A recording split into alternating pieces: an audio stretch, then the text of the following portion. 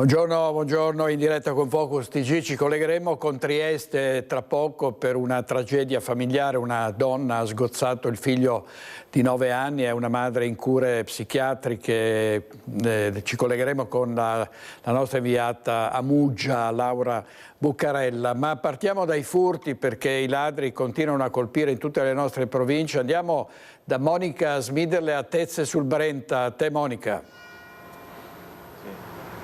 Buongiorno a te direttore, buongiorno a tutti i nostri telespettatori. L'intera area bassanese registra una vera e propria escalation di furti. L'intero territorio da Bassano del Grappa a Tezze sul Brenta, da Cassola a Pianezze, ma anche Rossano Veneto. I cittadini hanno paura, è un allarme che preoccupa molto i residenti, che si sono trovati faccia a faccia con i ladri sia nel quartiere Granella qui a Tezze sul Brenta, ma anche nella frazione di Campagnari.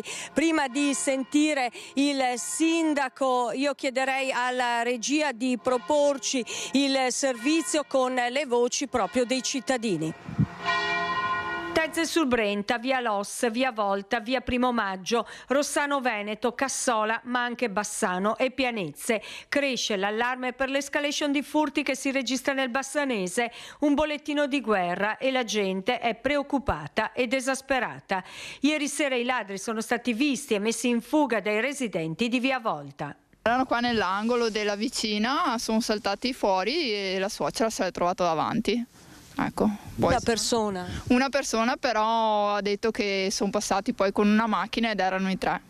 Macchina scura e ecco, tutto qua. Un po' di paura. Ieri sera io, se avevo un qualcosa, se lo vedevo io, avevo un qualcosa in mano, glielo davo nella testa. Anche in casa, se vengono in casa, è giusto che ci difendiamo, giusto? O me o te. L'uomo indossava un berretto che gli copriva parzialmente il viso. La signora, che lo ha visto uscire dal giardino di questa villetta, gli ha urlato di andarsene. Perché rubi nelle nostre case? Ha gridato mentre l'uomo si allontanava verso l'auto con a bordo i complici. E quella che avete di là li ha visti? Cosa fai in casa di altri qua e là? E lui è partito comodo, è andato in macchina e sono andati via. E abbiamo visto uno saltare la mura, poi è andato, la signora di là l'ho anche seguito. Abbiamo cercato ma era scuro comunque. Che macchina? Adesso non mi ricordo più che macchina. Comunque era una macchina abbastanza grossa. Forse si tratta della stessa banda che qualche giorno fa ha agito a Campagnari in via Primo Maggio, dove è stata svaligiata un'abitazione. Anche in quel caso è stato il coraggioso intervento di un residente a mettere in fuga i malviventi. La paura c'è e anche sui social le denunce si moltiplicano. Hanno tentato di entrare anche a casa sua?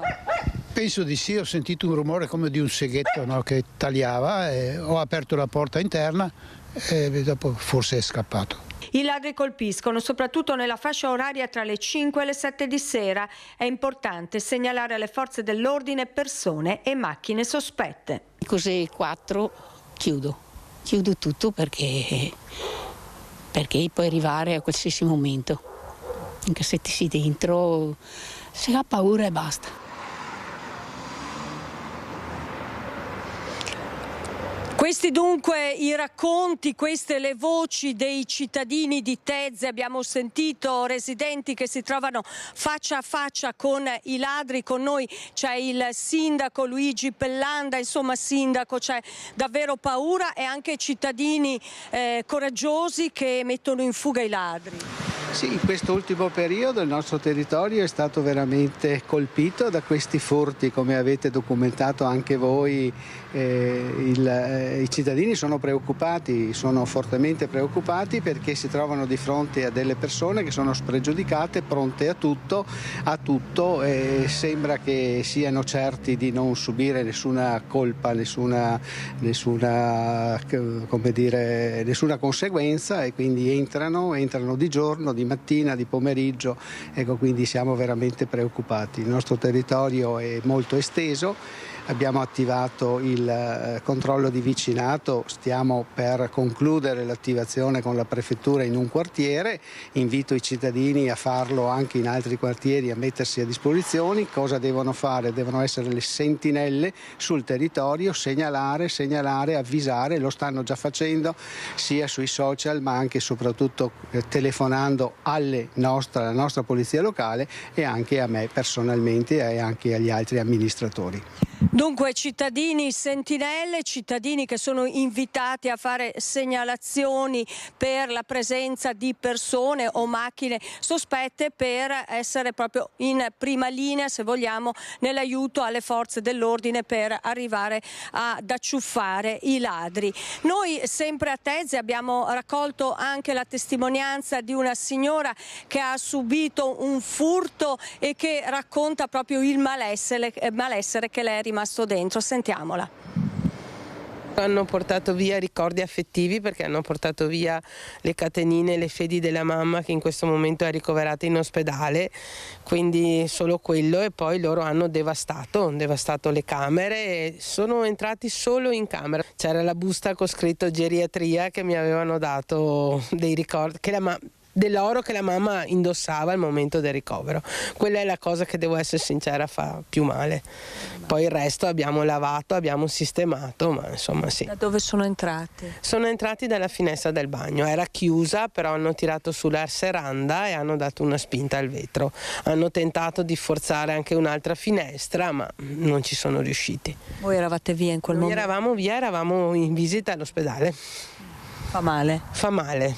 Fa male, in ogni caso. Ecco. E ieri sera ancora una volta qui in zona? Hanno battuto a tappeto. È un po' che battono a tappeto. Resta cosa dentro? L'amaro. Resta l'amaro. Resta il primo momento è il nervosismo perché abbiamo dovuto lavare tutto, sistemare tutto, pulire tutto.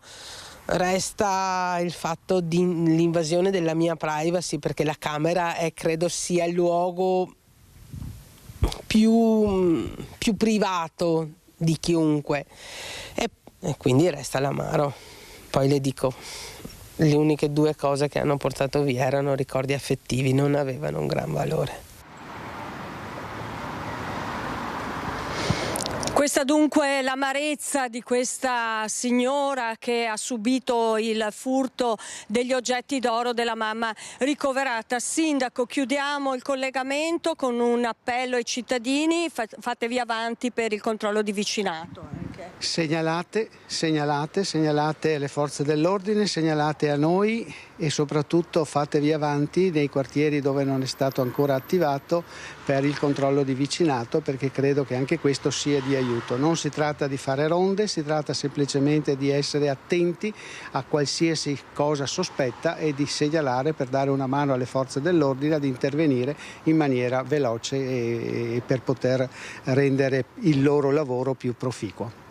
Da Tezze sul Brenta è tutto, a te direttore la linea. Grazie Monica Smiderle e Andrea Benetti per la parte tecnica e furti in tutte le province. Andiamo nella Marca Trevigiana, Mogliano, Veneto. Sono entrati in azione i ladri tra via Foscolo e via Ronzinella in una casa. I malviventi hanno colpito mentre la famiglia era a cena, in un'altra sono stati messi in fuga dalle urla della proprietaria, colpite abitazioni anche a Zero Branco. Ieri sera, mentre io e mia moglie eravamo in cucina a cenare, si sono introdotti in casa delle persone, non abbiamo visto nessuno, non abbiamo sentito nessuno.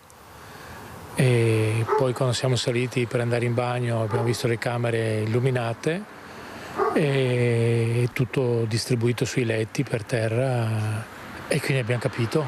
Abbiamo fatto fatica a capire da dove fossero entrati o usciti perché sembrava tutto in ordine. Ci ha colpito il fatto di essere in casa e inconsapevoli che qualcun altro era in casa con noi, insomma. È la prima volta che accade? No, noi è la quinta. Un vero e proprio raid organizzato, quello dell'altra sera, da parte di alcuni ladri che hanno colpito a Mogliano in via Foscolo e in via Ronzinella e poi anche verso Zerobranco in via Peseggiana. Tutte operazioni condotte tra le 6 e le 9 di sera, a volte addirittura con i proprietari in casa, in modo veloce e silenzioso. Poi abbiamo trovato una persiana forzata con la zanzariera e una finestra forzata, ma forzata in modo, come dire, abile, nel senso senza quasi lasciar traccia, e hanno aperto tutti i comodini, i comò, disteso sui letti e selezionato. Cercavano oro evidentemente, perché non hanno toccato neanche il portafoglio nella borsetta, quindi era una caccia mirata. Bottini piccoli ma spaventi enormi per dei cittadini che non riescono più a sentirsi tranquilli nemmeno in casa propria. Alle 8:30 di sera questa residente, a meno di 50 metri dalla casa precedente, addirittura vede i ladri in giardino dal terrazzo. Ho visto che c'era qualcuno e ho cominciato a dire c'è qualcuno, c'è qualcuno, c'è qualcuno, e ho cominciato a urlare il nome. Ho cominciato a urlare Roberto, Roberto, Roberto, Roberto, finché la persona è venuta fuori e con le mani mi ha mandato dentro, mi ha detto di andare dentro, vai via, cioè tipo così, vai via. E io lì ho cominciato a urlare come una pazza scatenata e loro hanno saltato il cancello qua e sono andati là in fondo.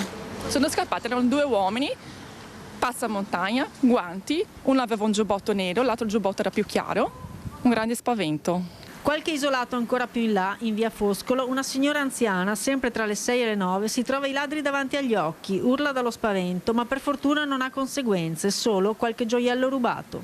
Un raid probabilmente partito da Zerobranco nelle primissime ore della sera in via Peseggiana verso le 6:15, quando un allarme scattato ha fatto rientrare la sorella della proprietaria che ha scoperto il fattaccio, e non era nemmeno la prima volta. Hanno distrutto perché sono entrati dalla parte davanti, hanno praticamente forzato l'infisso e quindi hanno distrutto il vetro e il telaio dell'infisso. È successo un'altra volta ed era stato ancora peggio. Io sono arrivata dalla strada e ho visto tutto illuminato e tutto aperto. Che terribile. Ho detto c'è qualcosa che non va. L'amara conclusione resta una sola. Quando si è insicuri dentro casa propria, brutta sensazione. Ma si può andare avanti così? Dopodiché, se qualcuno esasperato spara e ci scappa il morto, poi iniziano le polemiche, la legittima difesa. Speriamo che magari l'ANCI, di cui è presidente il sindaco di Treviso Mario Conte, faccia un appello, faccia una manifestazione, insomma si prodighi perché lo Stato capisca che è una situazione veramente molto difficile e anche molto pericolosa per le famiglie che vengono aggredite da queste bande di predoni. Andiamo in diretta adesso da Francesca Bozza, perché i ladri hanno colpito anche a San Cipriano, qui siamo vicini a Roncade. A te Francesca. Sì, buongiorno direttore, buongiorno ai telespettatori. Io mi aggancio proprio alle ultime parole della persona intervistata nel servizio della collega Elena Dal Forno, e sono le stesse parole che io e Nicoletta Rizzetta abbiamo registrato qui a San Cipriano di Roncade, frazione assolutamente conosciuta, ben nota ai nostri telespettatori, perché spesso siamo venuti qui con le nostre telecamere per raccogliere i racconti di chi aveva subito un furto, di chi aveva vissuto questo incubo che si è riproposto ieri intorno alle 19 tra via Longhin, dove ci troviamo noi in questo momento, ma anche in via Eleonora Duse, in via Stradazza, diverse le abitazioni prese di mira. In via Eleonora Duse una ragazza tornata a casa ha trovato il vetro della finestra rotto, i ladri che hanno trovato dunque facile accesso all'abitazione.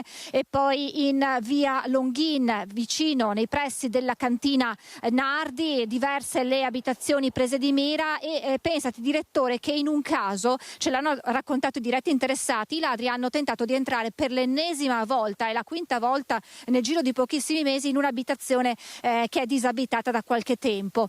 Il cane di questa coppia ha iniziato ad abbaiare, il signore è uscito con la torcia, ha visto queste persone scappare e nella fuga i ladri hanno abbandonato nel giardino di casa di questi signori uno zainetto in pelle, all'interno del quale c'erano delle lame che vengono montate solitamente nelle seghe circolari particolari, solitamente quelle che vengono utilizzate per tagliare le cassaforti. Dunque sono stati abbandonati gli attrezzi del mestiere nel giardino di questa coppia, e potete immaginare quello che è il sentimento, una grande paura, ci dicono tutti, è un incubo, non si può più vivere così. Molti che si stanno riorganizzando per lasciare sempre qualcuno in casa, cioè per non lasciare mai la casa vuota. C'è chi lascia un figlio, c'è chi lascia un nonno, insomma qualcuno che stia a presidiare, perché dicono davvero nemmeno in casa nostra possiamo stare tranquilli, ma la cosa peggiore è che spesso entrano anche con le persone in casa.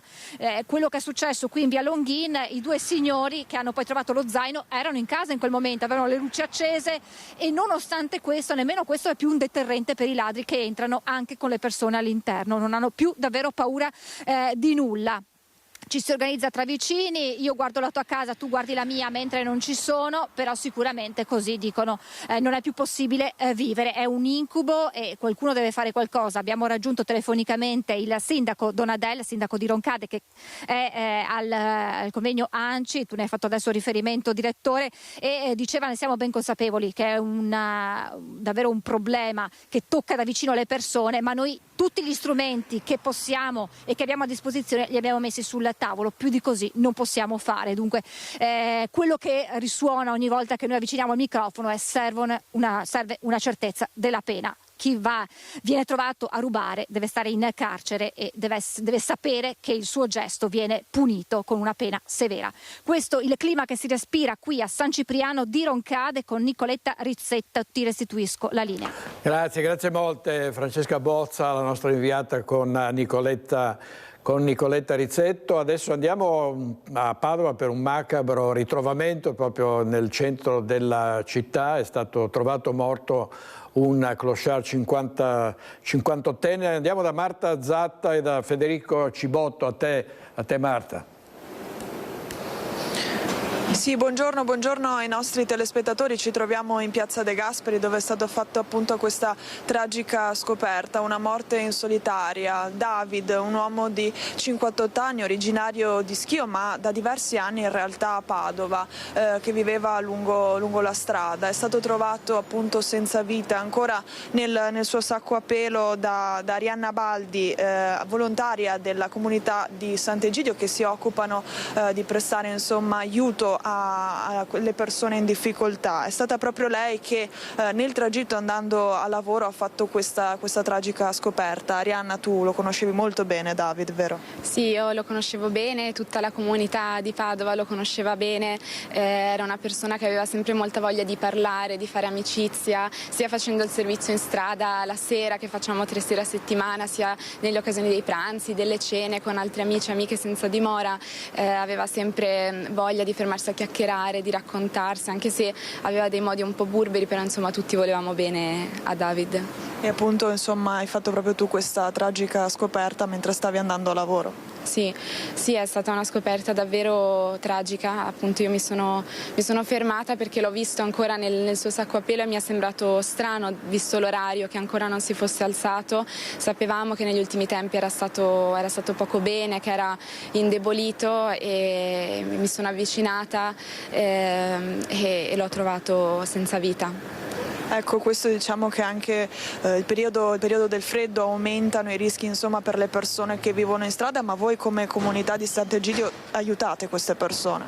Sì, noi in primis cerchiamo di accompagnare le persone che fanno vita di strada attraverso delle soluzioni alternative che siano durature nel tempo e non solo per la cosiddetta emergenza freddo, che poi è un'emergenza che si ripete ogni anno, quindi è più diciamo una questione strutturale, però sicuramente l'inverno è un momento in cui è ancora più importante cercare delle soluzioni che facciano stare le persone al caldo e al sicuro, perché la vita di strada uccide già dai primi di novembre, come abbiamo potuto vedere, e ogni volta che questo accade veramente si perde un amico, si perde una vita che è un mondo intero, e noi ci sentiamo insomma tutti corresponsabili perché ci siano destini diversi. Ecco, lo sottolineiamo, David non aveva segni di violenza sul corpo, quindi tutto farebbe pensare appunto a una morte naturale. Per il momento da Padova è tutto, a te la linea. Marta Zatta e Federico Cibotto per la parte tecnica. Adesso andiamo a Venezia perché oggi sono 10 anni dalla strage della Bataclan, è stata ricordata, viene ricordata oggi a Venezia una delle vittime dei terroristi, Valeria Solesin. Andiamo in diretta da Ilaria Marchiori.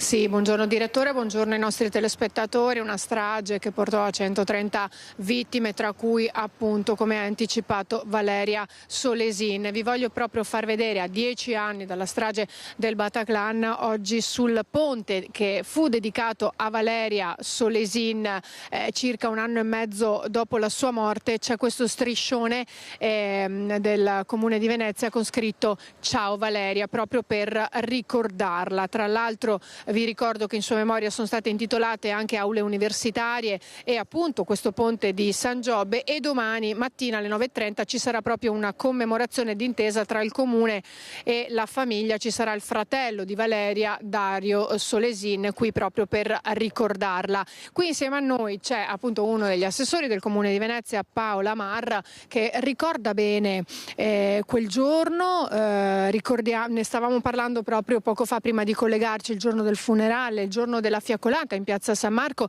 e il Comune poi volle con forza l'inaugurazione di questo ponte dedicato appunto a Valeria Solesin, il ponte di San Giobbe.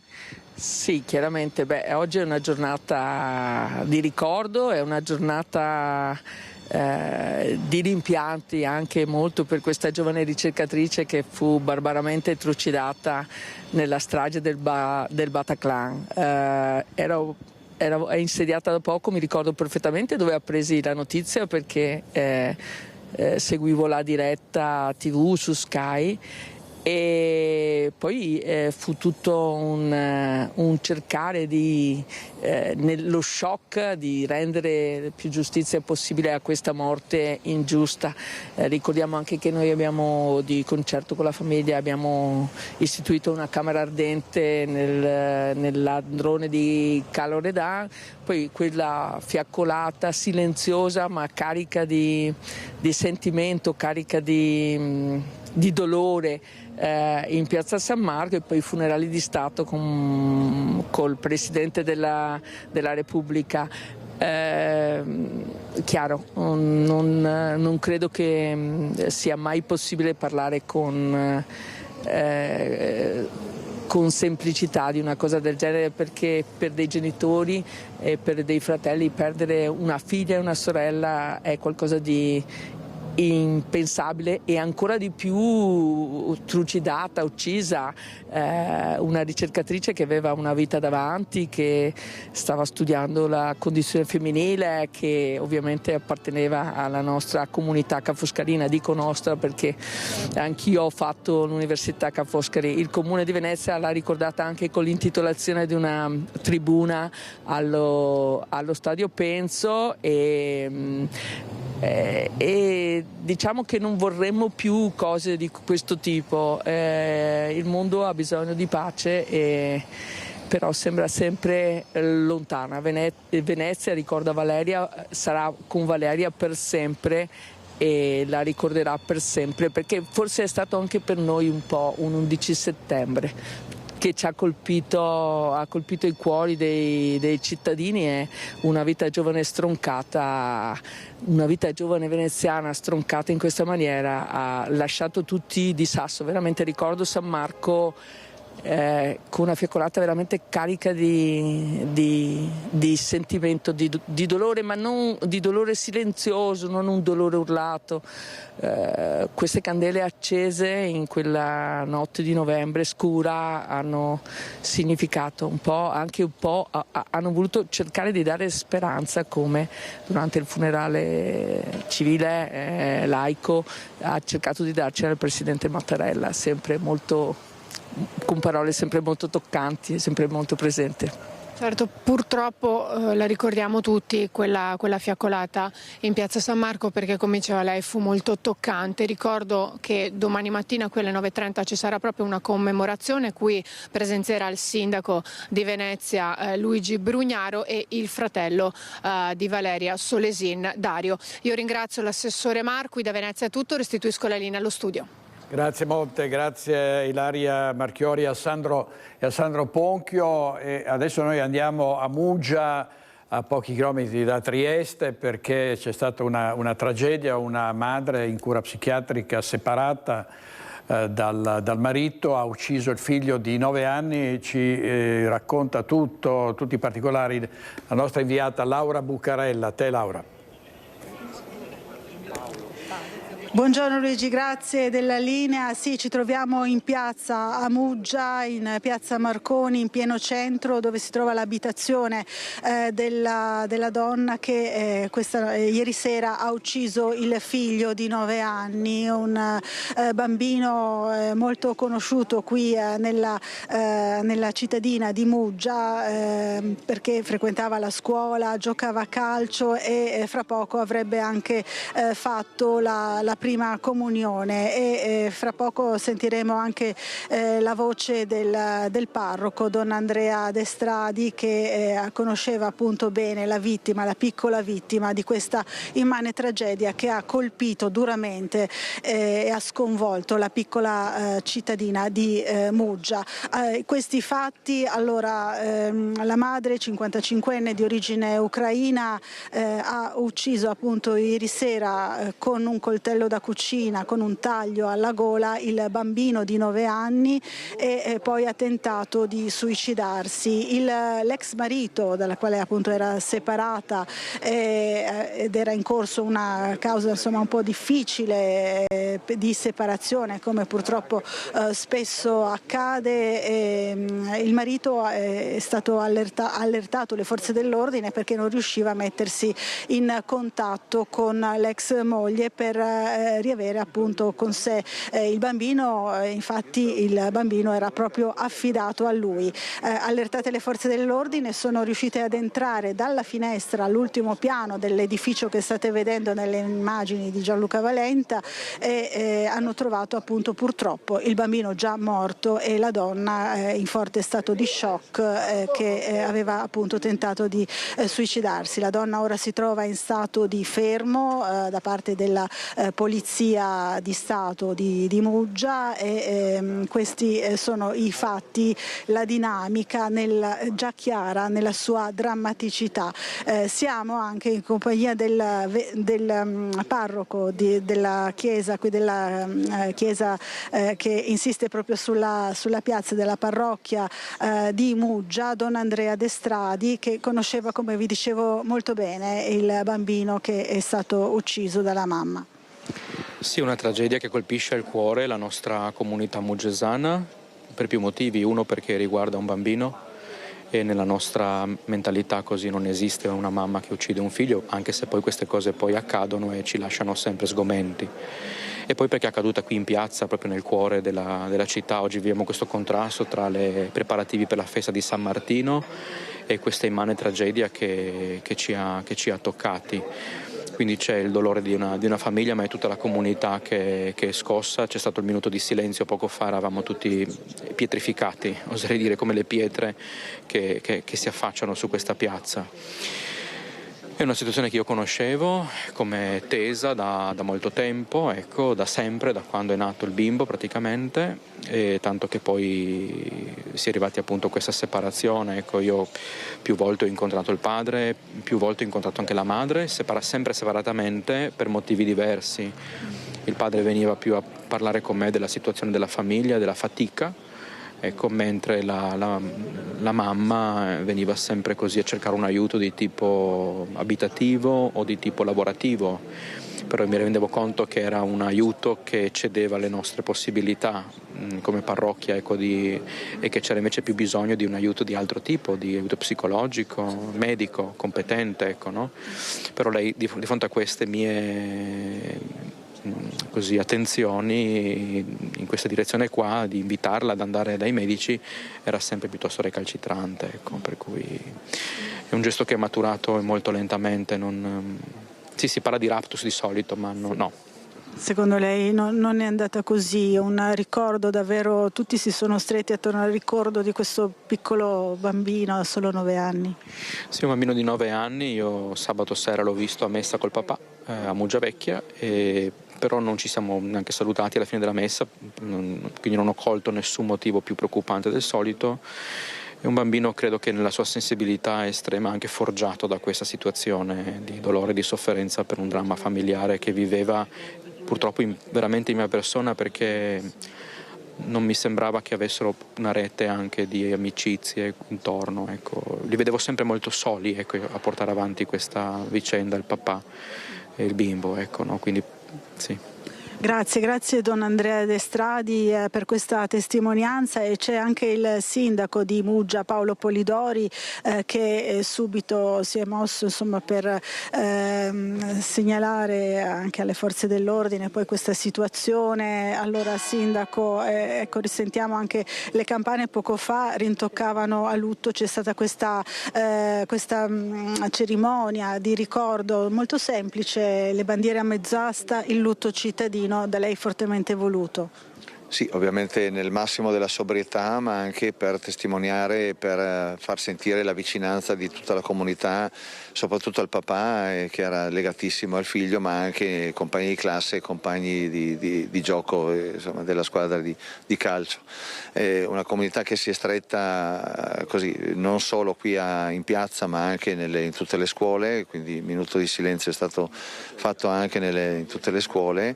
E cosa dire, questo è l'unico aspetto, diciamo, vagamente positivo in una tragedia così grande, e quindi ci si domanda come è possibile, e ovviamente dal punto di vista della mia competenza come servizi sociali o altro, io già questa mattina presto li ho chiamati e abbiamo discusso di questa situazione, ma dove sono stato, diciamo, mi hanno confermato il fatto che il bambino, la famiglia era seguita, ma in un percorso di separazione, seppur difficile ma non drammatica, per cui nulla lasciava presagire a loro, che conoscevano la situazione da anni, che sarebbe sfociata in un epilogo del genere.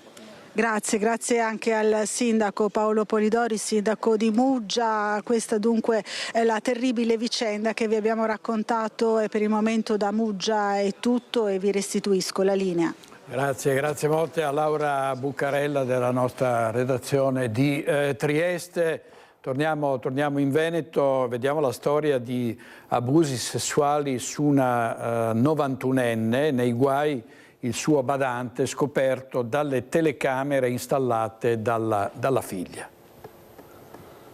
Una telecamera installata come semplice strumento di sicurezza si è rivelata fondamentale per proteggere un'anziana di 91 anni, svelando una scena alla quale una figlia mai avrebbe voluto assistere. Collegata in diretta dal suo cellulare, la donna ha visto la madre a letto con accanto il badante, un 63enne di origine rumena, in atteggiamenti che non lasciavano spazio a dubbi. Scioccata, ha interrotto la scena usando l'altoparlante della videocamera e si è precipitata a casa. L'uomo è stato immediatamente allontanato mentre la figlia ha sporto denuncia. Ora sul caso indaga la procura, che ipotizza il reato di violenza sessuale. A coordinare l'inchiesta è il sostituto procuratore Sargiodini. La polizia ha già acquisito le immagini e alcuni screenshot che mostrerebbero entrambi parzialmente svestiti. La donna, anziana, fragile, con problemi di lucidità, sarà sottoposta a una perizia medica per chiarire se fosse consapevole di quanto accaduto. Il badante, assunto tramite un'agenzia, descritto finora come persona affidabile e consapevole delle telecamere che lo riprendevano, ha negato ogni accusa, ma è rimasto in silenzio di fronte alle immagini. Gli inquirenti stanno verificando anche i suoi precedenti impieghi per capire se emergono episodi analoghi.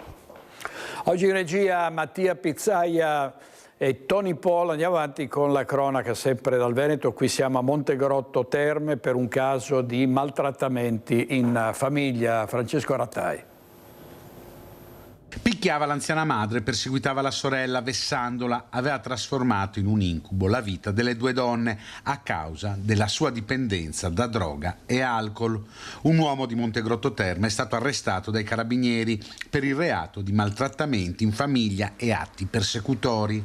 maltrattamenti che duravano dal 2023. L'uomo si accaniva soprattutto contro l'anziana mamma di 77 anni, episodi di violenza in cui la minacciava con un coltello dopo aver messo a soqquadro la casa. Le due donne vivevano in un perenne stato di ansia e spesso i carabinieri sono intervenuti per metterle al sicuro. La violenza esplodeva quando l'uomo faceva uso di stupefacenti e abusava di alcolici. A giugno era addirittura entrato in chiesa urlando e minacciando perché non trovava la madre in casa. Viste tutte le prove a carico, la procura ha disposto l'arresto e il trasferimento dell'uomo nel carcere Due Palazzi. Il ragazzo di 19 anni che ha coltellato il padre nel sonno, lo ha colpito all'addome, le condizioni dell'uomo per fortuna non sono gravi ed è in corso l'interrogatorio. Ero via ieri, sono stato stamattina una botta. Non so cosa che sia successo. 2 coltellate al torace, la richiesta di aiuto della moglie, la corsa in ospedale dove è stato operato d'urgenza e dove rimane ricoverato. La vittima è un 66enne, a sferrare i fendenti il figlio di 19 anni. L'uomo è stato colpito nel sonno mentre stava dormendo nella sua villetta di Conegliano. Dai racconti dei vicini, una violenta lite era già avvenuta una ventina di giorni fa, poi tutto era rientrato. Conosce bene? Sì. Certo. Abitano di fronte e che li ho visti nascere, li ho visti giocare il pallone davanti in strada, che erano, posso dire, veramente bene, anzi posso dire di più perché mi salutavano proprio con amore, papà, lavoratore anche adesso. Tutto da stabilire il movente, mentre il ragazzo, che dopo la violenza si era allontanato a piedi, è stato rintracciato e fermato nel centro di Conegliano dai carabinieri. Ora il 19enne è in carcere con l'accusa di tentato omicidio, in attesa dell'udienza di convalida. Il coltello non sarebbe ancora stato ritrovato dai carabinieri. Il servizio di Federico Fusetti e sempre dei giovanissimi sono protagonisti di questi fatti di cronaca, quello gravissimo, il delitto di via Castelmenardo a Treviso. Uno dei minori coinvolti, un 16enne, all'epoca dei fatti ne aveva 15, è stato condannato ad 8 anni. Sentiamo l'avvocato Fabio Crea. 8 anni per, appunto, è stato riconosciuto da parte del giudice il concorso in omicidio aggravato e in rapina aggravata. Come mai una pena così contenuta per un omicidio? Ma hanno inciso molto il riconoscimento delle attenuanti generiche in via di prevalenza rispetto alle aggravanti, anche la minore età del minore ha inciso. Devo dire che vi erano alcuni aspetti e ci sono alcuni aspetti molto importanti che appunto soprattutto quelli di natura peritale sulla capacità e sulla ferita all'emitorace sinistro che noi riteniamo non sia stata concausale dell'omicidio, che evidentemente saranno materie da trattare, argomenti da trattare in appello, ma che forse hanno posto il giudice in una condizione di particolare riflessione, quindi ha ritenuto evidentemente di applicare una pena contenuta per i 2 reati gravi che sono contestati. Avvocato, quindi ci sarà un appello? Sicuramente ci sarà un appello, probabilmente entro la primavera, e riproporrò ovviamente tutte quelle che sono le questioni importanti che ho proposto già in primo grado e che evidentemente anche il giudice aveva ritenuto importanti proprio perché ha dato ingresso in un giudizio abbreviato a 2 perizie che inizialmente non erano state ipotizzate da parte della pubblica accusa e dal giudice stesso. Ha parlato con il 16enne, ha potuto parlare, che cosa le ha detto?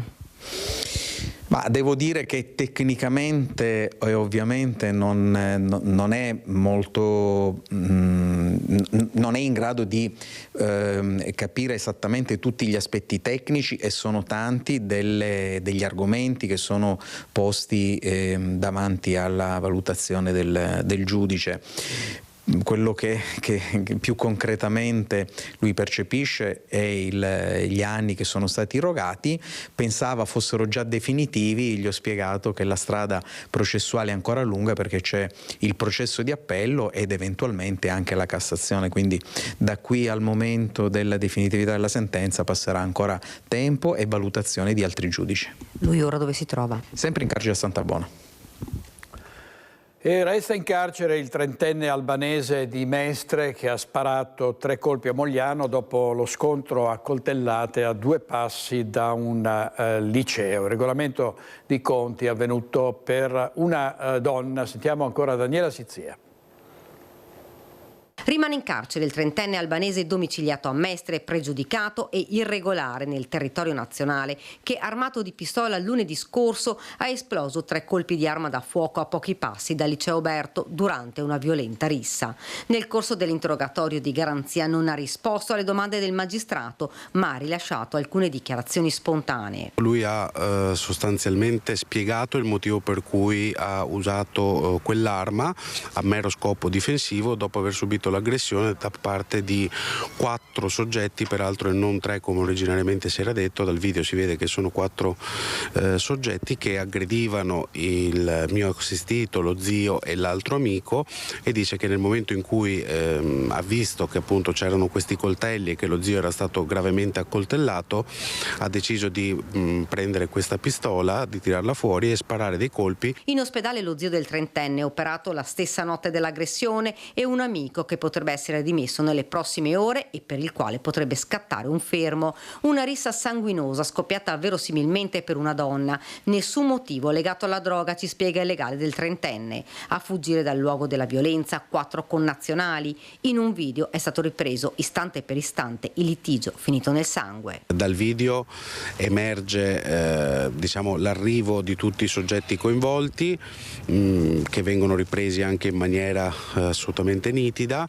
Si vede l'inizio della colluttazione, dopodiché la scena si sposta fuori campo, quindi si perdono le fasi salienti di quella colluttazione. Si vede poi oggettivamente il mio assistito con l'arma che esplode quei colpi d'arma da fuoco, non all'indirizzo, lo ribadisco, questo è importante, dei contendenti, ma solo al fine di disperdere la folla. Dopo aver esploso i colpi con una pistola a salve clandestina ma modificata per sparare, il 30enne è stato raggiunto dai 4 albanesi che con un calcio lo hanno disarmato e poi lo hanno colpito con un coltello. Poi sono fuggiti. La custodia in carcere è motivata dal pericolo di fuga e reiterazione del reato. L'uomo è accusato di rissa, detenzione abusiva di arma, danneggiamento ed esplosione di colpi. L'avvocato Serpico ha già annunciato che farà ricorso contro l'ordinanza.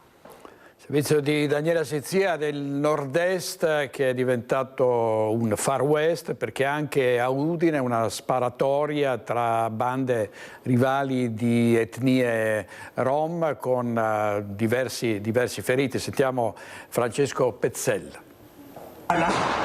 Se uno passa sopra, uno cade, uno fa male. Come si fa a buttare banana sulla strada così? 8 colpi si avvertono nitidi nel video girato da un residente della Palazzina al Civico 9 di Via della Roggia, di fronte alla scena della sparatoria che ieri ha seminato il terrore nel quartiere. Stavo andando a lavorare, no? Poi ho visto che c'era banana sulla scala, stavo facendo video per mandare il latte, poi sentivo boom boom boom di sparo, io pensavo fuoco artificiali.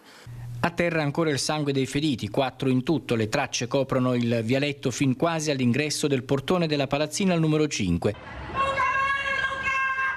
Mi sono vista così a un certo punto arrivare il ragazzo fuori che ha cominciato con la pistola pum pum pum pum pum, però così, sparava così. Dopo veniva fuori dal palazzo qui? Sì, perché lui abita qua. Quando io ho visto che ha cominciato a sparare ho detto cosa fai? Ho detto non fare. E invece non mi ha ascoltato. Comunque lui non aveva intenzione di ammazzarli, perché se voleva ammazzarli per me sparava così. La sera della sparatoria, durante la raccolta di indizi da parte della polizia, alcuni agenti indugiavano vicino ad un albero di Via della Roggia e sul muro di cinta di un condominio che si trova sulla linea di tiro. E visto che siamo praticamente in linea di tiro, come dicevo, rispetto al punto in cui sono stati esplosi i colpi di pistola, è probabile, poi lo si capirà con le indagini, che un colpo possa essere arrivato fin qui. Capirete che è stata, se così è andata, il rischio che si è corso qui in via della Roggia durante la sparatoria, per chi non c'entrava nulla con la lite, di essere magari preso da un colpo di rimbalzo, da una pallottola impazzita, è stato molto alto. Dopo il fermo del quarantenne gravemente indiziato di essere l'autore degli spari, le indagini dovranno accertare il motivo che ha scatenato la lite prima e poi la sparatoria. Il clima che si respira ora è di paura. Adesso, dopo l'accaduto di ieri, ovviamente un po' di paura c'è girare, perché abito qua da più di 10 anni e ho scelto questa zona proprio per motivi che era una di più zone calmi e sicuri di Udine. Invece adesso sì, mi fa un po' di ansia. Io ho già detto anche a te, perché questa è mia finestra qua, no? Io vedo sempre gente strana che non abitano qua, che entrano sempre. Io ho già detto a te, ho scritto anche lettera, non hanno fatto ancora niente. Torniamo a Trieste, più precisamente a Muggia, perché i nostri colleghi, dopo il collegamento in diretta con Laura Buccarella, ci hanno mandato un servizio che ricostruisce questa tragedia familiare. Una donna separata dal marito che ha sgozzato il figlio di 9 anni. Sentiamo. Si è consumato qui a pieno centro di Muggia, nello stabile alle mie spalle, il civico 3 di piazza Marconi, questo infanticidio. Una donna di 55 anni di origini ucraine ha sgozzato il figlio di 9 anni all'interno dell'appartamento, come detto, in pieno centro di Muggia, in piazza Marconi. Una dinamica che ha mandato in profonda tristezza la cittadina di Muggia, uno scoramento anche da parte del sindaco Paolo Polidori, un'incredulità per un gesto così efferato e così orribile ai danni di un piccolo di 9 anni conosciuto nella comunità muggesana. Il fatto è da ricercare all'interno di una situazione familiare delicata e per certi aspetti complessa.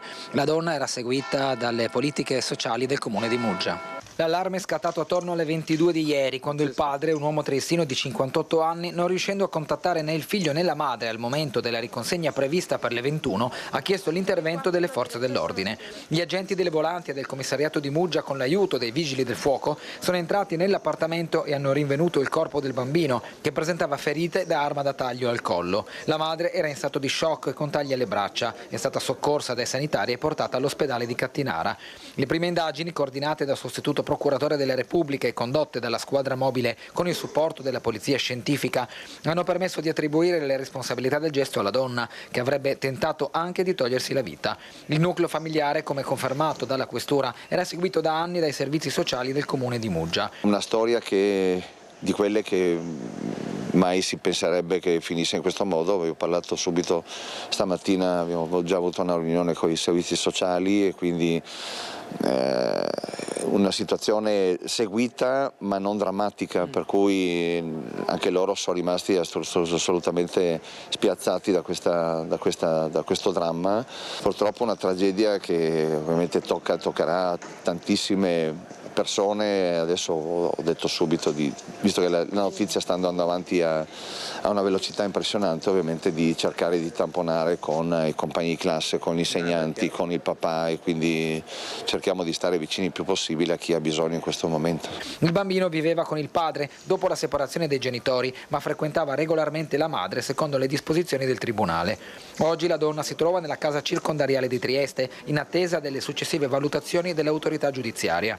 Attivato anche un servizio di supporto psicologico per la scuola frequentata dal piccolo, per offrire assistenza ai compagni e agli insegnanti colpiti da una tragedia che ha scosso profondamente l'intera comunità. Servizio di Bernardo Gulotta della nostra redazione di Trieste. Adesso ci tocca tornare sui furti, perché ancora un'ondata anche nel Vicentino, in particolare a Costa Bissara. Sentiamo Luisa Bertini con Simone Squarcina per la parte tecnica, insieme al proprietario di una casa razziata dai ladri. A te, Luisa. Costa Bissara, tra le tante zone colpite dai raid, dai furti in abitazione, siamo in compagnia con Valentina Volpon, perché anche qua sono passati qualche giorno fa. Ecco, ci racconta la sua esperienza. Voi non eravate in casa, cosa è successo? Noi eravamo usciti e ci sono entrati i ladri in casa, è suonato l'allarme.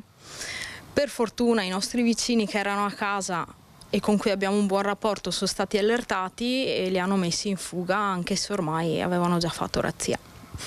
Ti hanno portato via un po' di tutto. Lei mi diceva avete trovato una gran confusione in casa. Ci hanno portato via un po' di tutto, borse, gioielli, soldi, un po' tutto quello che potevano portare via, sia al piano di sotto che al piano di sopra. Noi abbiamo raccolto anche un suo alert. Lei ha postato sui social che cosa hanno portato via in modo particolare che lei vorrebbe ritrovare? I lavoretti fatti dai miei figli, perché li tenevo un po' sparsi su tutte le borse, sullo zaino che mi è stato rubato, e sono ricordi che non tornano più. E la cosa bella è che lei ha già avuto un riscontro proprio da questo appello lanciato sui social, perché qualcuno addirittura da Altavilla l'ha contattata per restituirle che cosa? Esatto, Plastic Free stava facendo una giornata di volontariato, hanno trovato alcune mie cose, c'era la fotocopia della carta di identità, mi hanno rintracciata e mi è stato restituito un paio di lavoretti dei miei figli, sì. Ecco, quindi la brutta esperienza porta in realtà anche una solidarietà inaspettata, solidarietà dei vicini, solidarietà anche da altri comuni che hanno subito risposto al suo appello. Certamente sì, gente buona ce n'è tanta, sì. Ecco, avete sentito raid in appartamento, furti che non si placano, la storia di Valentina, e quindi noi abbiamo raccolto il suo appello. Grazie a Luisa Bertini, Simone Squarcina per la parte tecnica. Ci sono furti in serie anche a Padova, nel quartiere Sacra Famiglia. Nel Mirino sono finite anche le auto, l'ultimo raid la scorsa notte. Sentiamo Chiara Gaiani con Sandro Ponchio, il nostro operatore. A te, Chiara. Ennesima notte di razzie alla Sacra Famiglia, quartiere piuttosto centrale della città di Padova. Nel mirino 2 BMW che sono state cannibalizzate. La prima, una X3, è stata ripulita di tutta la parte elettrica all'interno della vettura e del volante. Pensate, non si vedeva assolutamente niente e i proprietari sono saliti questa mattina trovandosi la sorpresa. Quest'auto era addirittura all'interno del condominio. Nel mirino poi anche una X1 e il malcapitato proprietario, che tra l'altro aveva anche un impegno di lavoro, se l'è trovata così. Ma ci sono anche tutta una serie di furti che stanno preoccupando le persone che vivono qui. Brutto risveglio stamattina. Sì, all'incirca verso le 7:30 insomma sono sceso e ho notato subito che mancava il volante, una plancia e con il vetro rotto, insomma, quindi hanno portato via un po' di cose, insomma, ecco. Avevo già sentito che in questa zona qui, insomma, era già successo, però sai, non aspetti mai che possa succedere a te, insomma. Però alla fine è successo e ecco, niente. Ha calcolato quanto potrebbe essere il danno? Va all'incirca sugli 800 euro, secondo me. Che effetto le ha fatto vedere la macchina senza volante? Beh, all'inizio sono rimasto un po' senza parole, insomma, però veramente sono rimasto malissimo, anche perché avevo un appuntamento molto importante oggi e non sono potuto andare. Amen, dai. Stanno facendo di tutto. A me hanno portato via la borsa davanti al cassonetto, ma è la terza persona nello stesso giorno che hanno portato via la borsa. Il giorno che hanno preso la borsa a me in macchina, in un secondo stavo buttando via la spazzatura, cioè una borsetta di plastica. Un minuto. È da 2 settimane che qua in quartiere non si vive più, perché via Livorno sono andati i ladri a rubare, poi sono andati in via Palermo, hanno portato via soldi, oro, minacciato, mi sembra anche su un appartamento che sia stato minacciato anche le persone. Che è sempre stato un quartiere molto tranquillo, ma ultimamente se ne sente di tutti i colori. E poi fanno la loro parte anche i vandali che sono entrati in azione in questo caso alla chiesetta di San Gottardo e nell'atrio della stazione ferroviaria di Vittorio Veneto. Gli alpini e il comune sono impegnati a ripulire. Rifiuti, danni, muri imbrattati, atti vandalici commessi da chi ha preso di mira l'atrio della stazione ferroviaria e la chiesetta di San Gottardo a Vittorio Veneto. Non è certo che sia la stessa mano, ma in ogni caso gli episodi si ripetono. Decine le scritte sui muri della chiesa con le bombolette spray per quest'angolo artistico un po' nascosto della città. Autori probabilmente gruppi di giovani che trascorrono lì le serate. E discorso simile per l'atrio della stazione ferroviaria, dove ha sede anche l'associazione degli alpini, impegnati periodicamente a ripulire insieme agli addetti del comune. La stazione è meta alla sera, in questi mesi poi invernali, dove fuori chiaramente non si può stare, è meta di ragazzi che passano la serata all'interno dell'atrio, quindi potete capire che sono ragazzi e potete capire cosa succede e cosa troviamo la mattina quando arriviamo noi. Non una situazione grave come nelle altre città del Veneto più grandi, precisa chi frequenta questi luoghi, ma comunque da tenere sotto controllo. Non abbiamo mai avuto nessun episodio, diciamo, di violenza, assolutamente no. Non voglio passi questo messaggio. Noi vediamo questa situazione che si protrae dalle 10 di sera, poi noi magari finiamo le nostre riunioni eccetera, andiamo via verso mezzanotte e le persone rimangono in zona. I controlli non mancano, le forze dell'ordine passano di qua un paio di volte a sera, ma non è facile dialogare con questi giovani. Tentiamo di dirgli qualcosa, tante volte qualcuno risponde anche in modo non appropriato. Vice Federico Fusetti, ieri un dramma in pieno centro a Treviso, un noto avvocato 66enne, Marzio Callianno, è morto a Palazzo Rinaldi dove è stato soccorso da alcune dipendenti ma inutilmente. Si è accasciato all'interno dei nostri uffici cercando aiuto e a dire il vero l'ho anche trovato nei nostri dipendenti che, mi preme sottolineare, sono stati davvero bravi e pronti a soccorrere questa persona in attesa che arrivassero i soccorsi.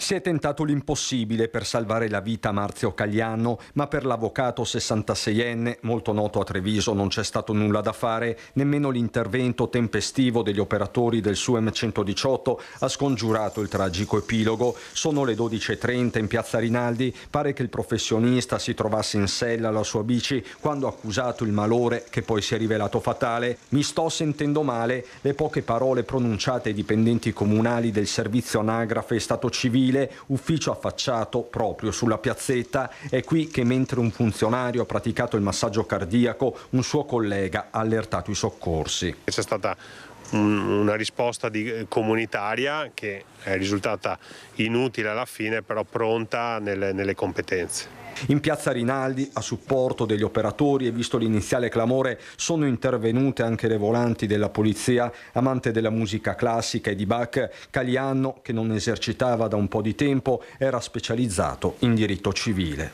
Devo dire che i dipendenti del comune sono stati davvero encomiabili, tant'è che ho voluto personalmente ringraziarli, però voglio portare in primis la vicinanza e fare le condoglianze alla famiglia dell'avvocato che purtroppo non ce l'ha fatta. E a Bassano del Grappa un dramma della solitudine, un vecchio alpino è stato trovato senza vita nella sua abitazione. Dramma della solitudine, siamo in via Bosa, in quartiere San Marco a Bassano, dove è stato rinvenuto il corpo senza vita di Danilo Fabris, 83 anni. Viste le condizioni della salma si presume che sia morto da almeno 15 giorni, se non anche di più. Non vedendolo da diverso tempo sono stati i vicini che hanno allertato l'amministratore del condominio, dove Fabris viveva all'ultimo piano, che ha lanciato l'allarme. I vigili del fuoco hanno dovuto infrangere il vetro di una finestra per entrare nell'appartamento, trovandolo riverso a terra. Sul posto gli agenti della polizia locale e i sanitari del SUEM 118 che hanno trasportato all'obitorio del San Bassiano l'83enne. L'uomo viveva da solo, non aveva una famiglia. Tra i vicini c'è molto dolore per la sua scomparsa, persona affabile, sempre pronta ad aiutare il prossimo, seppur schivo e riservato, così ce lo descrivono. Attivo nel quartiere, alpino, impegnato nella realizzazione delle maschere per i carri di carnevale, aveva prestato aiuto anche come volontario in Brasile, affiancando i missionari nella costruzione di un ospedale. Lui era una persona splendida, era molto positivo, però era molto riservato. Non voleva tanto che le persone si intromettano nella sua vita privata e lui era alpino, era bravissima persona. Abbiamo raggiunto telefonicamente l'assessora ai servizi sociali di Bassano, Francesca Busa, che ci ha confermato che l'anziano non era seguito dal suo ufficio, ma coglie l'occasione per lanciare un messaggio. Questo ancora una volta ci deve far riflettere sul fatto di quanto ci sia da lavorare sul sensibilizzare anche il vicinato, le persone che vivono anche in contesti di comunità, a preoccuparsi anche di chi è anziano, di chi è più fragile, di chi è più solo, perché queste cose possono succedere e se una persona è vicina ed è solidale, sa che può essere successo, esserci stato qualche problema e intervenire sicuramente prima di quanto è successo in questo caso, perché cose così non dovrebbero accadere.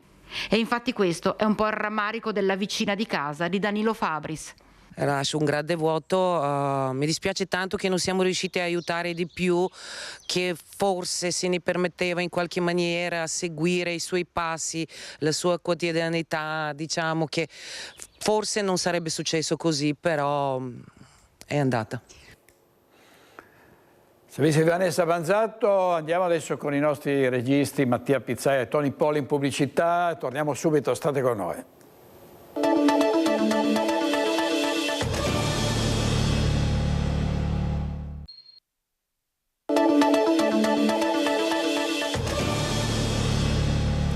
Nuovo in diretta con Focus TG, un'operazione dei carabinieri che ha dell'incredibile, i carabinieri del CITES, che è la divisione dell'Arma che si occupa di tutelare il benessere di animali e delle specie protette. I militari hanno scoperto a Verona, negli spazi esterni di un'azienda privata, appare all'interno di una sorta di roulotte, un esemplare maschio di leone marino rinvenuto all'interno del mezzo parcheggiato in un piazzale. Si tratta di un animale di notevoli dimensioni, ma soprattutto bisognoso di ampi spazi vitali e di un'apposita area esterna dove immergersi in acqua, e che invece era detenuto in un mezzo del tutto inidoneo e impossibilitato a nuotare e quindi a rischio anche di morire. Quindi i carabinieri hanno proceduto alla denuncia del proprietario e di altre 2 persone per maltrattamento di animali, mentre il mammifero è stato affidato allo Zoo di Napoli, dove ora può finalmente godere di adeguati standard di benessere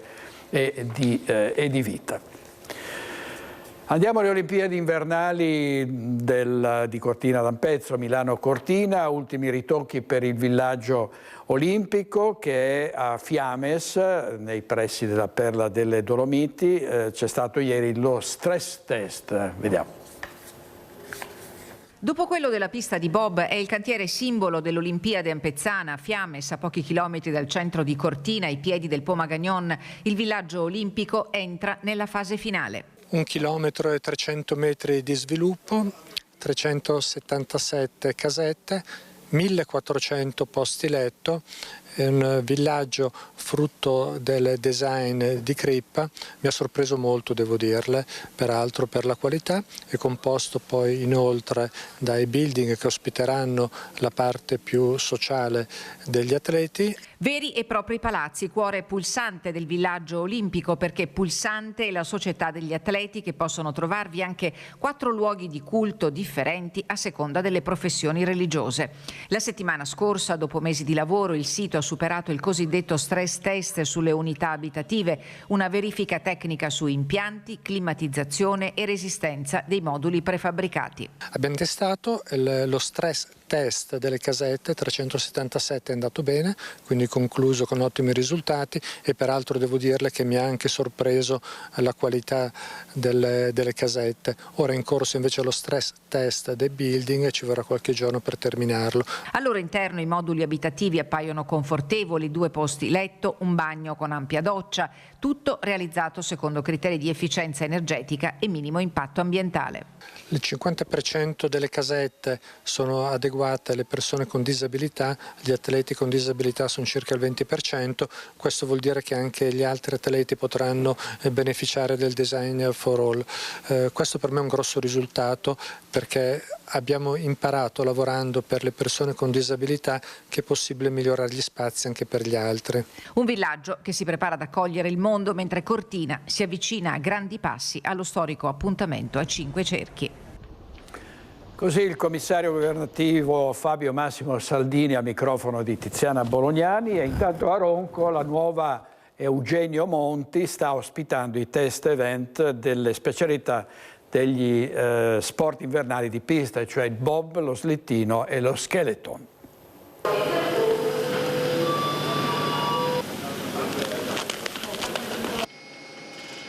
A faccia in giù, sdraiati a pochi centimetri dal ghiaccio, su una tavola che pesa 3 kg, per arrivare a sfiorare picchi di velocità di 140 km/h. A guardarli dal vivo gli atleti dello skeleton mondiale paiono proiettili. E infatti la disciplina dello skeleton, di cui si attraccia sin dal 1800 proprio per la sua pericolosità, è rimasta assente dalle scene olimpiche per oltre 50 anni. Inserita nel programma dei giochi nel 2002 a Salt Lake City, in occasione di Milano Cortina 2026, al programma è stata aggiunta anche la gara a squadre miste. In questi giorni alla nuova Eugenio Monti sono in programma i test event olimpici dei giochi. Sono giornate di grande soddisfazione. Tutti gli atleti, tutti i coach hanno definito questa la pista più bella del mondo, cosa che è pista tecnica ma veloce, quindi non devi essere solo bravo a spingere, ma devi essere bravo anche a pilotare. È una pista che metterà a dura prova tutti gli atleti con risultati ottimi. Gli allenamenti cominciano la mattina alle 5 con la nazionale italiana e terminano alle 10 di sera con gli allenamenti internazionali. L'apertura della stagione a 5 cerchi è attesa per i prossimi 22 e 23 novembre con la prima tappa della Coppa del Mondo di Bob. A 85 giorni dall'accensione della fiamma olimpica, il budello di Ronco ormai appare pronto, mentre tutto attorno al grande cantiere un brulicare incessante di maestranze e di macchine operatrici per le rifiniture. La grande opera olimpica è una scommessa vinta. Servizio di Tiziana Bolognani, che è responsabile della nostra redazione di Belluno. Andiamo ancora in pubblicità, state con noi perché poi parleremo di editoria del Veneto con uno scrittore ed un fotografo. A tra poco.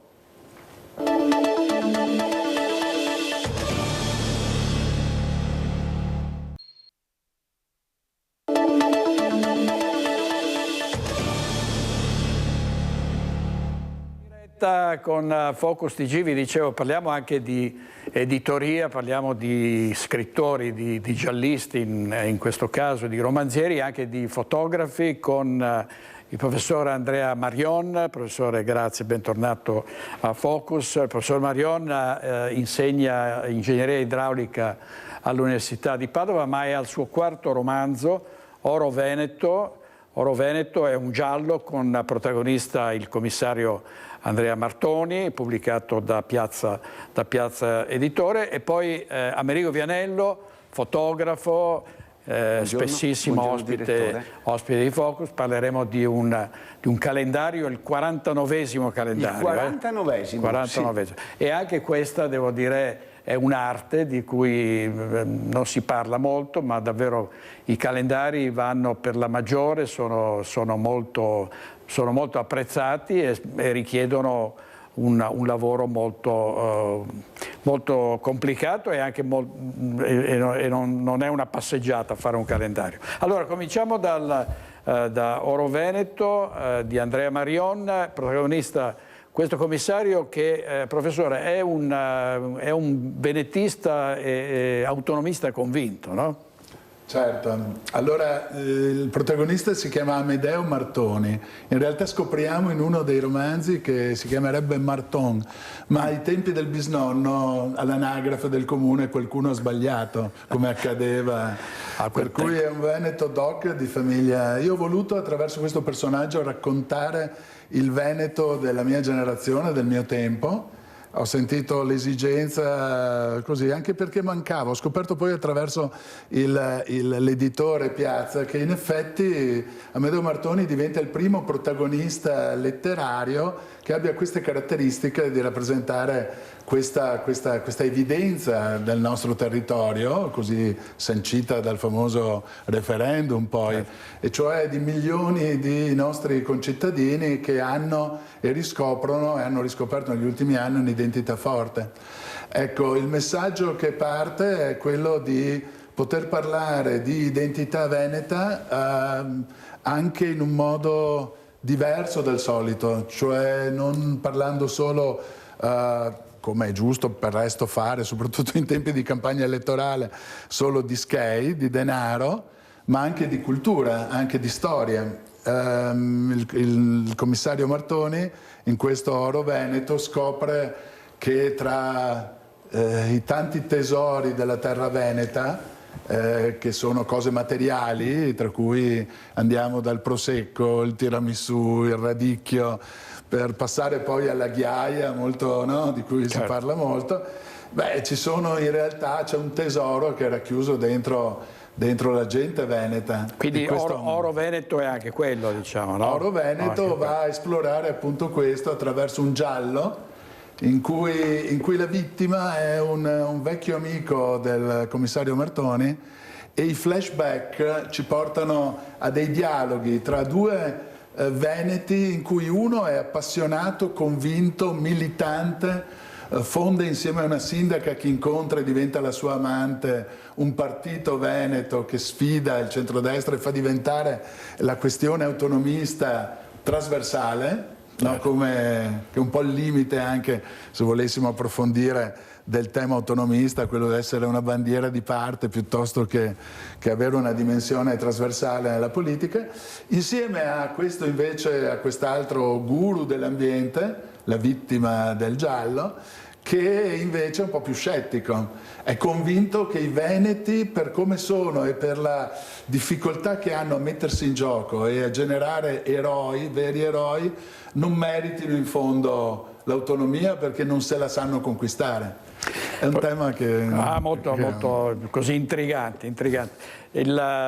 Professore, poi molti romanzi diventano fiction televisive, no? Adesso penso per esempio al commissario Stucchi con Giuseppe Battistonna che ci sarà la seconda serie su Rai 2 ambientata nuovamente a Treviso. Lei ha mai pensato, diciamo, Ma mi piacerebbe molto che il commissario Martoni potesse diventare un soggetto televisivo.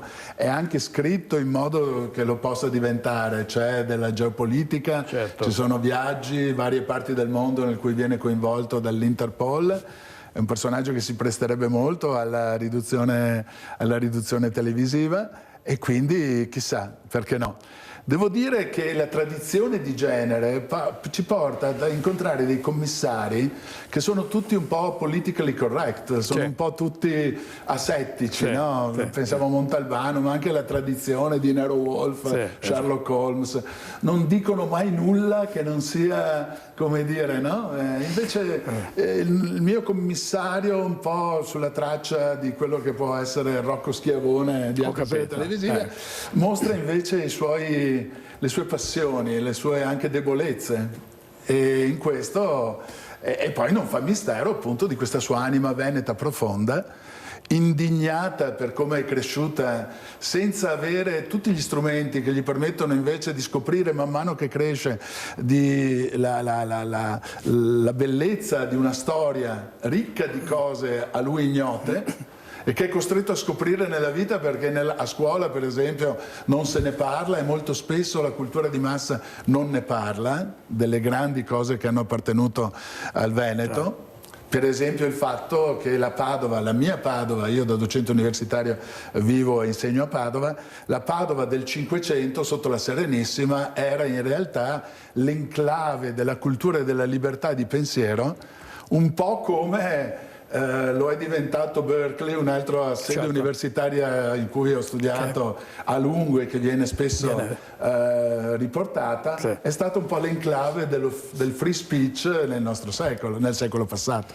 Professore, grazie per ora Oro Veneto di Andrea Marion, pubblicato da Piazza Editore. Dicevamo, tra l'altro mi ha fatto venire in mente un altro commissario Ambrosio, che era stato inventato da un direttore che è scomparso qualche anno fa di riviste milanesi, che si chiamava Renato Olivieri, che è stato anche lì portato anche al cinema con protagonista era Lino Ventura, per cui bisognerebbe trovare comunque un attore che in qualche modo possa rappresentare anche il suo. Vediamo, allora, Amerigo Vianello è un fotografo che ha diciamo, veramente prodotto opere importanti, fotografando il mezzo mondo e si è specializzato anche nei calendari. Questo è il 49esimo. Questo Amerigo, è il 49esimo calendario, direttore. Ho cominciato quasi per scherzo nel 2005 ho detto entro nel mondo dei calendari e non entro bussando ma sfondando la porta. Il mio primo calendario era 1,5 metri di altezza, 33 di larghezza, aveva uno specchio vero applicato, c'erano 6 meravigliose Miss Italia dell'epoca e siccome 99 su 100 veniva dato a uomini, c'era lo slogan, oh mio Dio, c'era lo slogan, specchio specchio delle mie brame, chi è il più bello del reame? Eccolo qua, ho avuto quell'attimo di incertezza. Ne ho fatti 149, sono stati dati all'epoca a tutti quelli che erano i personaggi di maggiore rilievo. Mi ricordo il primo l'ho dato a Berlusconi, il 149esimo l'ho dato a ottobre inoltrato a Vittorio Feltri nella sede di Libero. Ma questo qui è un calendario, ha detto, tascabile. Sì, l'ho pensato per King Kong, perché di fatto era alto come me. L'avrà apprezzato Feltri, c'erano sempre delle belle ragazze. 6 finaliste nazionali di Miss Italia, una più bella dell'altra. Cioè, oggi volevo anche portarlo, ma non ho avuto fisicamente il tempo. Comunque l'ultima volta che sono venuto con i calendari era quello alto. Sì, cioè, era alto, mi arrivava qui e dici, beh, un po' eccessivo. Ci fa vedere così dalla... Allora, io ho un'azienda qui di Vascon, che è la Motor System, che produce prodotti per l'automobilismo, oli, combustibili, cioè un'azienda veramente eccellente nei prodotti perché ho potuto provarli anche sulle mie automobili e devo dire che funzionano alla grande. Ha creduto in me da tanti anni e il primo calendario che ho fatto aziendale è questo qui, addirittura è del 2012, con la vera Sant'Agata che era arrivata quarta Miss Italia. Questo qui è stato il primo calendario, quindi c'ha 13 anni. Poi ci siamo evoluti nel tempo, il penultimo, ve lo faccio soffrire, eccolo qui, è con la Paola Alpago ed è stato un grande successo ed è stato fatto l'anno scorso. Questo qui ha fatto parlare di sé e ho dato una svolta, diciamo, imprenditoriale anche nella grafica, facendo una cosa del genere. Si dice squadra che va bene non si cambia, quindi quello di quest'anno, eccolo qui, con la Giulia Biagioli, che è venuta da Roma, e questo è il primo calendario che ho fisicamente in mano e che darò al direttore, perché l'ho appena avuto passando alla GS Printing Group, che è quella qui a Roncade, che me l'ha appena detto: questo è requisito perché devo andare in trasmissione. Eccolo qua, questo è il nuovo calendario della E vediamo altre foto della modella. Mi pare giusto e doveroso, perché questa è la copertina, a seguire poi ci sono tutte quelle lì. Eccole qui, ma magari se le fa vedere lei, ecco, è meglio. Sono foto ovviamente fatte nel suo studio. Quanto tempo ci vuole tecnicamente per fare un calendario? Allora, lo studio ho detto, mi sono agganciato a un certo Gianluca Moretto. Sì. Ed è lo studio è quello, chiedo scusa.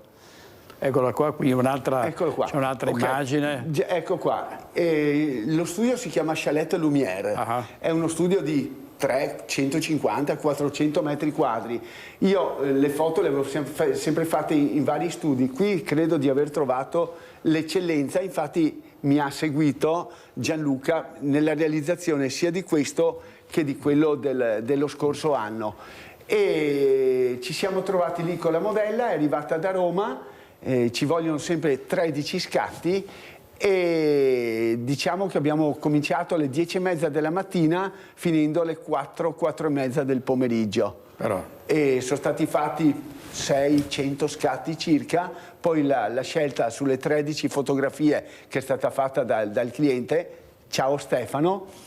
E poi ci porterà in studio la modella la modella è a Roma, è venuta da Roma. Okay. Io sarei contento di portare qui, so che mi sta guardando, quella dello scorso anno, che comunque è la Paola Alpago. A noi va benissimo anche la Paola l'ho vista, lei è di Vittorio Veneto, ieri l'ho vista e gli ho detto: secondo me potresti venire in trasmissione, il direttore sicuramente ti sta aspettando, quindi rinnovo il discorso.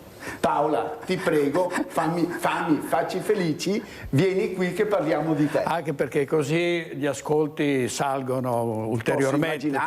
È una modella molto famosa, molto bella, lavora molto e è anche una notevole videomaker. Lei ha scelto di fare la videomaker e lo fa in maniera piuttosto consistente. Quindi diciamo. l'aspettiamo, Amerigo, l'aspettiamo senz'altro. Allora, oro vereto Andrea Marion, professore, che ha in cantiere un altro romanzo, sarebbe il quinto. In realtà questo chiude una tetralogia, tutta ambientata nel Veneto di oggi e che racconta varie cose.